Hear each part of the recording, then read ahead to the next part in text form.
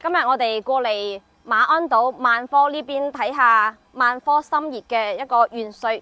我哋呢邊呢係一個車庫入口，再過嚟我哋呢邊呢係小區嘅大堂入口。環境呢都係比較靚嘅，周邊呢係公園，綠化率呢比較高，綠化率呢係30%。小區呢有14層到27層，都係小高層嚟嘅。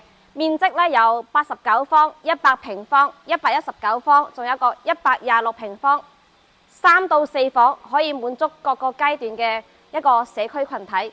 3到4房，屋企有2胎呢都夠住。小區嘅環境呢都係比較靚嘅，而且帶一個露天嘅泳池，周邊呢配套呢都好方便。我哋開車幾分鐘就可以去到馬鞍島嘅出口。30分鐘呢可以去到我哋嘅深圳，就跟我哋上去睇下小區嘅環境。而家入嚟咗呢係小區呢個環境啊！我哋嘅右手邊呢邊呢就係別墅區嚟，別墅區呢係256平方。我哋嘅左手邊呢邊呢就係高層嘅住宅，89方、100方、109方到126平方，3到4房嚟嘅。而家呢係現樓交付嚟嘅，總層高呢係27層。2梯4戶、2梯5戶，睇下呢個小區嘅環境呢，都係比較舒適嘅，綠化呢各方面做得係比較好嘅，車位嘅比例呢就係1比1.23，跟住我哋過嚟睇下小區嘅環境，欣賞一下。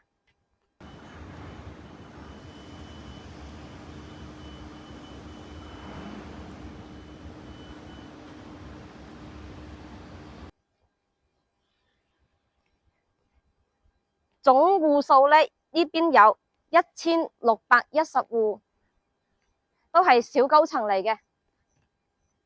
嚟，我哋而家上去睇下樣板房，跟住我哋鏡頭上去睇下。我哋而家上到嚟呢個呢就係89方嘅樣板間，入戶門口呢邊呢做咗個玄關櫃，右手邊呢邊呢係一個廚房嘅位置，空間呢比較闊落嘅。呢邊仲預留咗個冰箱位。呢度呢係一個直廳嘅設計，餐廳、客廳，出嚟呢邊呢係一個陽台，陽台出嚟嘅視野非常之開闊，冇遮擋嘅，我哋可以見到海邊。